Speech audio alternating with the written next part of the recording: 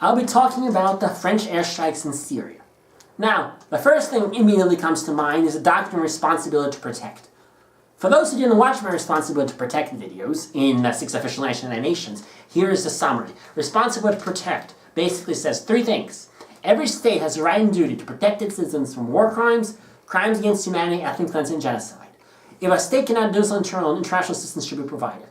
And if necessary, coercive military force and humanitarian should be enforced. Now, the Syrian government under Bashar al-Assad has been using war crimes against civilians, been killing innocent civilians and attacking civilian objects, and has used chemical weapons.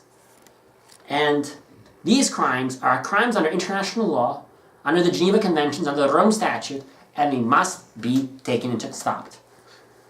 Now, the Islamic State commits worse crimes, such as sexual slavery, rape as a method of warfare, torture, attacks on humanitarian assistance, and so on. And those crimes are also equally valid, and they must be also punished. The trick here is to create airstrikes to make sure that the Islamic State is dismantled. Then, I would invite Bashar al-Assad to Geneva for a power-sharing agreement. Because it's Bashar al-Assad has to be delusional if he thinks that he can control Syria unilaterally. Because the Syrian government, Syria is falling from underneath his power. If you watch one of my favorite channels, Test Tube, they say very clearly that Syria is falling apart.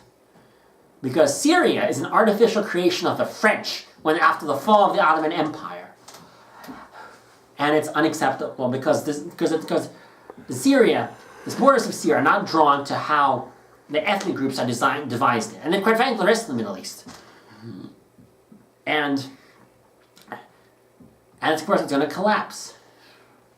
What I recommend to Bashar al-Assad is to hold multi-party free and fair elections, and if he loses, lose gracefully. And make it the people's will. Then I would make Syria into what's like Switzerland, where I guess it's called governance of Syria, have more autonomy of each other. And I think that's the best solution. But first and foremost, kill every member of the Islamic State. Because we do not need these extremist Islamist terrorist groups which are threatening the rest of the world. And by the way, for those Muslims who are watching this video, I'm not against Islam. I'm against the extremists who pervert your religion. Because the Quran I've read, alright, and admittedly Arabic is not my first language, but the Quran I've read says nothing about attacking innocent civilians and attacking and raping people and enforcing sexual slavery on people as a method of warfare. Okay? The word jihad, for all those who also don't know, does not mean attacking innocent people. Jihad in the Arabic means a war for self revitalization. Okay?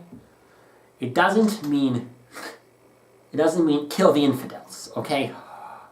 So be very careful. The Western media propaganda has told you completely wrong. Okay?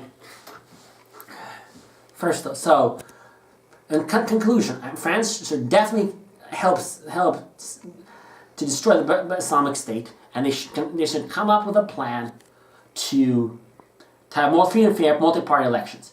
Because, quite frankly, France, you broke it, you buy it. Thank you.